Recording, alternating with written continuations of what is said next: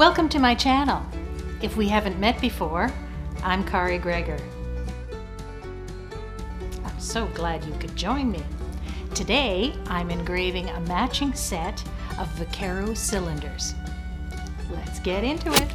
The owner of these cylinders shipped them to me, all wrapped up nicely in paper. It looks like there's been some work previously done, band at the bottom and some beveling at the top of the flutes.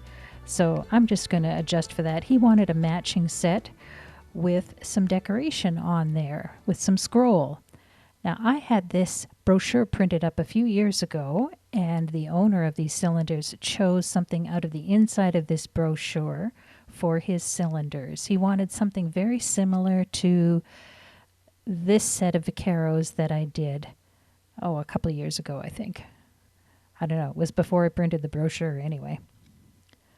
So let's get started. I'm going to start working on the design. Now, I just put a little bit of water on my piece of Tupperware here so that I can mix in the Chinese white. It's a watercolor paint that, of course, is water soluble. So much of the paint always gets stuck around the top there, so I usually try and just moisten that up and use that, so I'm not using as much of the paint as you would if you just squeezed it out. I don't need very much paint, but the trick is to get it to be smooth. So by tapping it and rubbing it until it gets to a certain, there, I'm almost there. See, it's smooth. Now it looks like a canvas, and that's what I'm after when I'm trying to smooth that white soluble paint. Let's see, I'm going to put a little bit of markers in here so I have a border, or I know I want a little bit of space. I don't want it to go right up to the edge of the flute. And then find the middle of the flute, draw a pencil line, draw down the middle. You see that white paint lets me see my pencil marks, so I can sketch anything I want on here, and it hasn't done anything to the piece. It's completely erasable until I cut it. Now, I found the size of scroll that I want to put on here.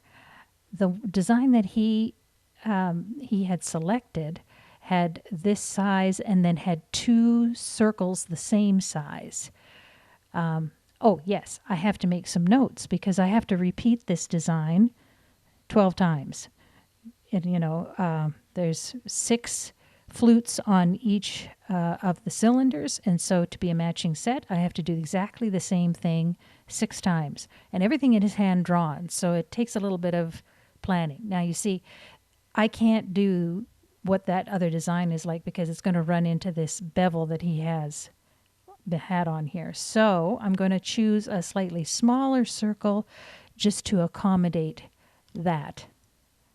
I take notes on the direction and the measurements of the design that I'm working on.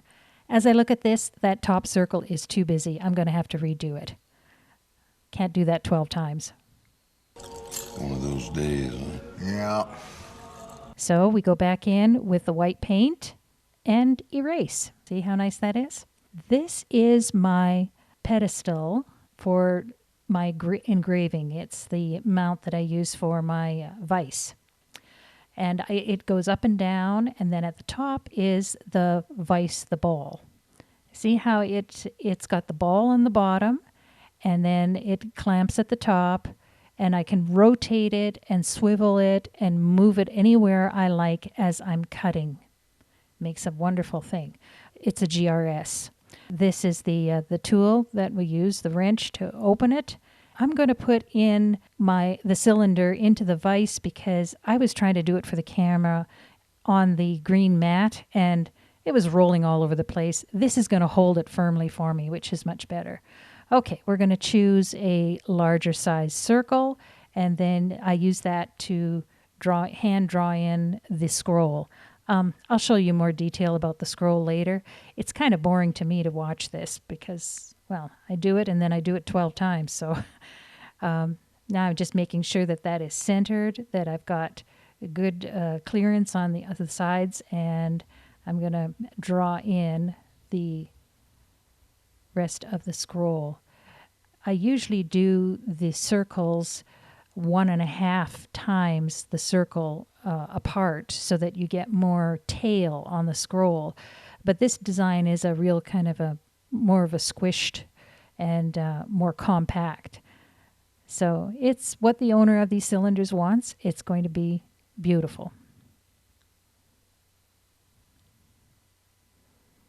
So you can see everything is hand drawn. I draw in all the little buds of where the scroll is. And this is important as we are going to be cutting this and matching it up. I have to do something that is going to be easily and accurately reproducible. So I'm coming just a millimeter. I like to work in metric for the most part. It's a little easier to figure out dimensions, and you've got the millimeters are nice and small, which is nice for engraving. So this is about 1 millimeter from the edge of that bevel, and that's a nice, just a little bit of a clearance so it doesn't touch the edge. And the sketch is done. This is the picture that I sent to the owner of these cylinders, and he decided yes, he liked it. And so let's turn on the air compressor. I need the air compressor for my graver. This is the visor that I use, the optical visor. It's got magnification, I think, of 10, and then I can flip the monocle over so that I get more. My husband found this nice lighting package that is battery operated that we, Velcro to the sides there, and it's sort of like, the aliens are landing, but I can really see what I'm working on. It points the lights right where I'm working. It's a great tool. These gravers come as blanks, as rectangles, and then I shape the tip of the bit for using this template. And this comes with the Lindsay. You can buy these. Lindsay develops the tool and these templates for sharpening. So I'm going to sharpen up my graver, which I've already pre-shaped. This just needs a little bit of sharpening. And I found this kind of hard to do so that the camera could see what I was doing, because I usually have my hands covering the whole thing, So I'm trying to let the camera see. That little white plastic thing is about 1.25 inches, I think. It just makes it a standard measurement so that I always have the tip the right distance away, and then the angle is going to see. That's where it goes up to, and then it keeps the graver the right distance away on the template. And now I'm taking a look at this. It looked like this one has a little bit of a chip in it, and I flipped over the monocle so that I can see it a little better. I am going to take that chip out, so that means I have to grind it down. Most of the time this only needs like 3 swipes on the block there to sharpen it, and then I would flip it over and do the foot. Now we're going to do the foot or the heel, and see, that only takes 2 or 3. Does it on both of the angles, so you can see the graver will cut in a V shape. It's pretty obvious with that template. I have to stop and sharpen fairly often, at least once every flute, more than that. Once I see things are not going as smoothly.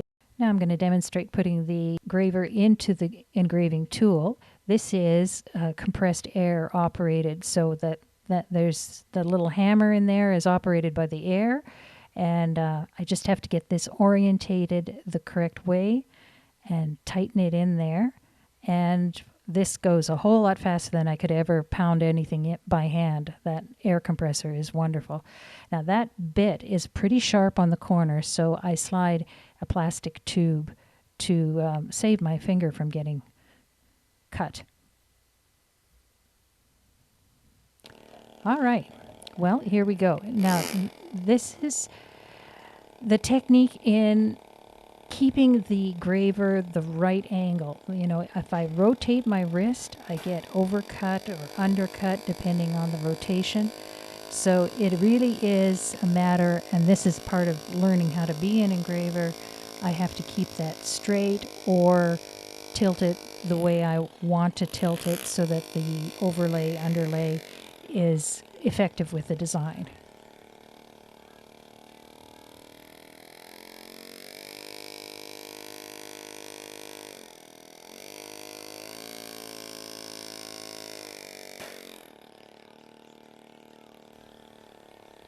You can also see how I rotate that ball vise. And once again, see, I've got to sharpen again. Just every so often, I've got to sharpen again. You can see as I engrave that the ball vise is excellent. It prevents me from having to stand and walk around a piece like they used to have to when they did in the days before they had these electrical engravers. You had to hammer in one hand and engraver in the other and walk around the piece in a vise. This is much better, and I can do it a whole lot faster too. I turn the work actually into the piece. This is very much a two-handed job. So my left hand is controlling the tilt and the swivel, and my right hand is controlling the angle of the graver and direction. And just take a little bit of water, polish it up, wipe that water off, and we've wiped off all the white paint that way and the pencil marks. Clean it up, and there we go. The first flute is done. The lone flute, one down.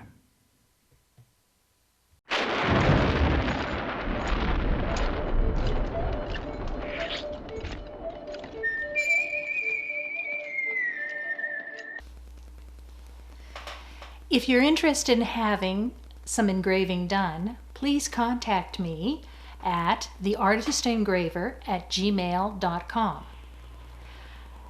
You will find other social media connections in the description box below the video. Please follow, subscribe, and hit that like button. Then give me a comment. It all helps me out. Now, back to the cylinder. More white paint on the second flute. And we smudge it around, and you have to get it so that it's tacky, and it just comes with experience on how much to rub, because if you rub too much, you'll rub the paint right off. We want that kind of a paper surface. Now here are my notes. I did change the size of that top scroll.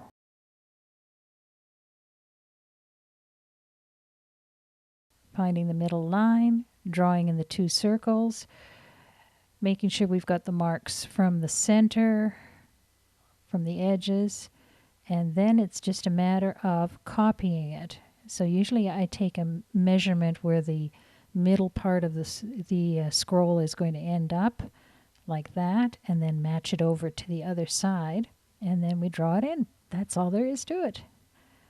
Scroll is very interesting because you cannot get it from a template because it is a decreasing geometric shape. It is very specific in nature. It's a very satisfying geometric shape to see and to draw. It is just very unique. So putting in all the buds and everything. If you want to know more about scroll design, I suppose I could talk about it in another video. This is the first one that I'm doing, so like this, showing the process. So I don't know what to talk about. I don't know what's more interesting. To me, it's kind of boring, but I've been told that this is interesting to watch. So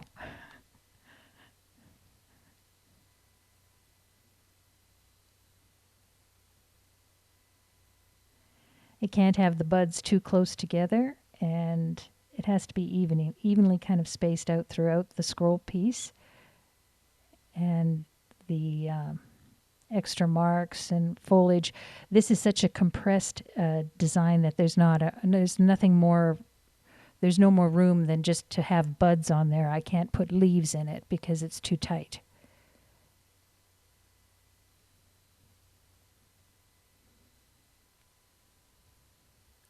I'm always comparing back to the piece that's right beside.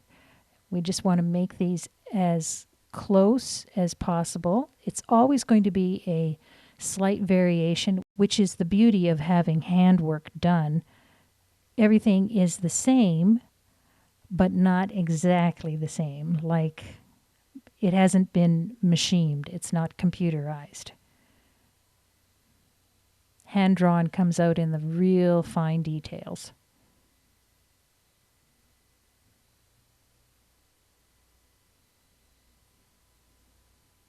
Okay, so it looks like that sketch is done. Let's cut it.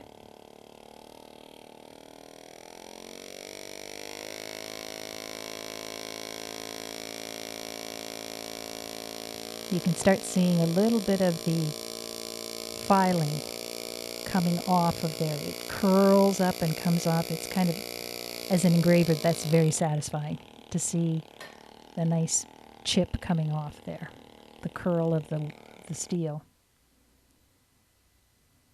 Now here I sped this up a bit, and we're done.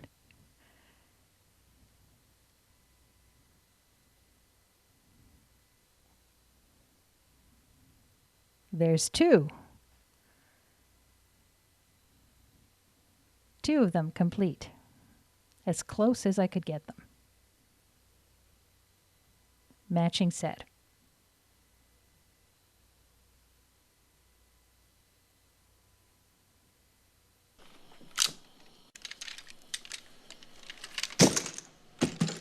There. Now we can be friends again. The third one, the process gets repeated, middle line, drawing in the circles from the template, sketching it in, cutting.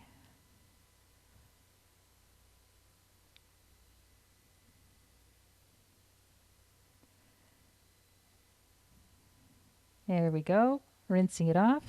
I don't know, is that 3 or 4?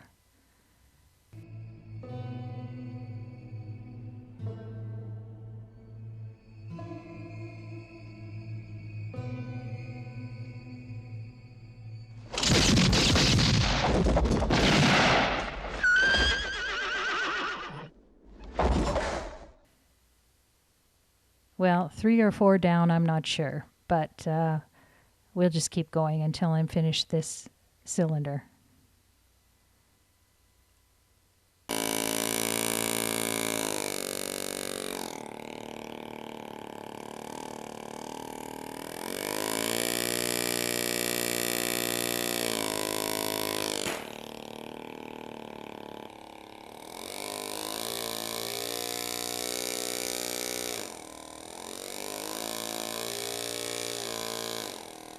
I usually am listening to something on my headphones.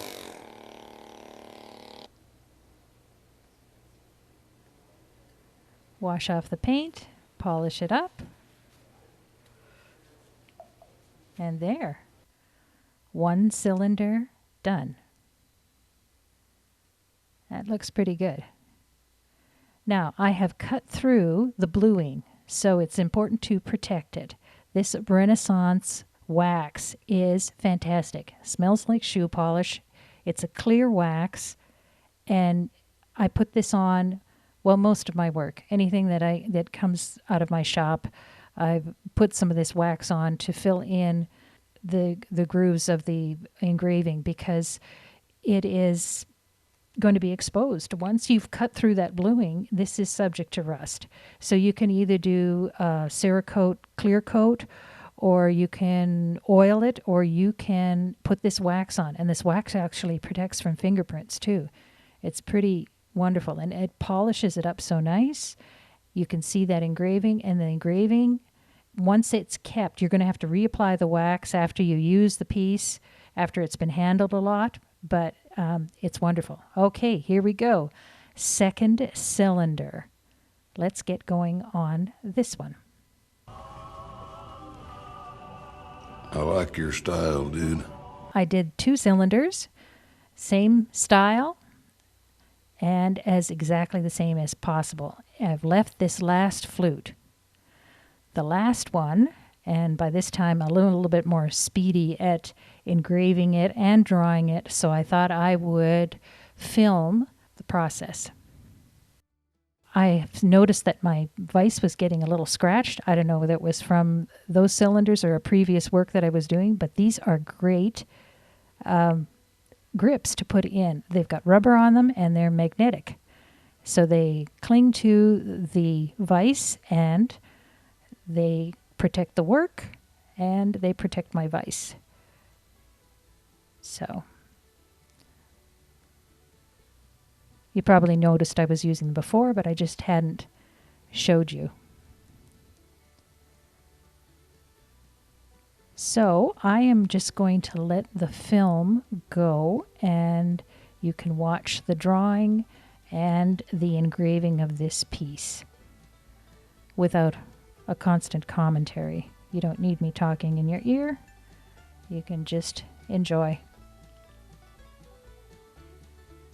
This has been quite a learning process for me to film something that I was working on. So by the time I got to the 12th flute, I was much better at the photography of it. So this is probably the best flute to watch being engraved. There's about 18 to 22 minutes of this engraving, drawing, and then engraving the 12th flute. If you don't want to watch it, you can skip it. I will put it as a chapter option in the description below. And then I will have a brief wrap up at the end of the video.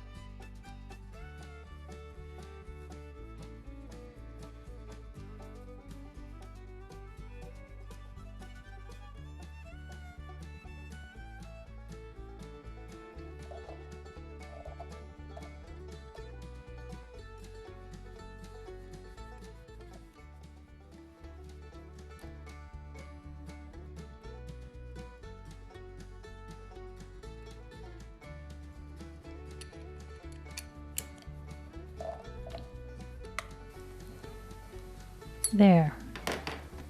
The second cylinder is finished. Now there's a little bit of water on there, maybe a few filings, but I'll just wipe those off. Looks pretty uniform, and when you pull in the other cylinder, they look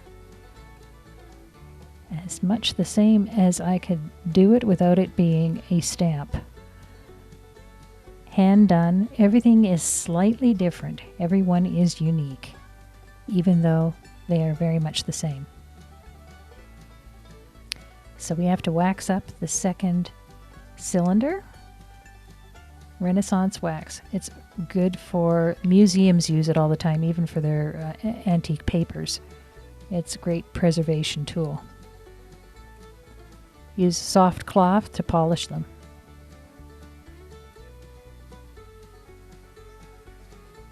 Done.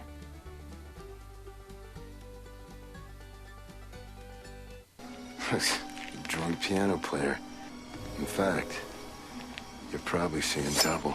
I have 2 guns, one for each of you. Matching Vaquero cylinders. If you like this video, give me a thumbs up below and leave a comment. Next video, I'm going to be engraving a pocket knife with oak leaf scroll. Okay, the last snowfall that we had rain, then it froze. I was out walking the dog. I fell on some ice that was covered by snow and broke my arm. My wrist, actually. So I'm going to be out of commission for engraving. I won't be able to do that knife for a little while until this heals up. Then I'm going to be doing the knife, but I figured I might as well pull out of the archives something that I had done before. There's not going to be engraving footage of it, but lots of pictures. So I'll put together some video from an 1886 that I engraved last year. Well, good luck, Pilgrim. So, while you're there leaving a comment, click the subscribe button so you don't miss it. You will find links to the website, TheArtistEngraver.com, Instagram and Facebook pages. Please follow me, and thank you for watching.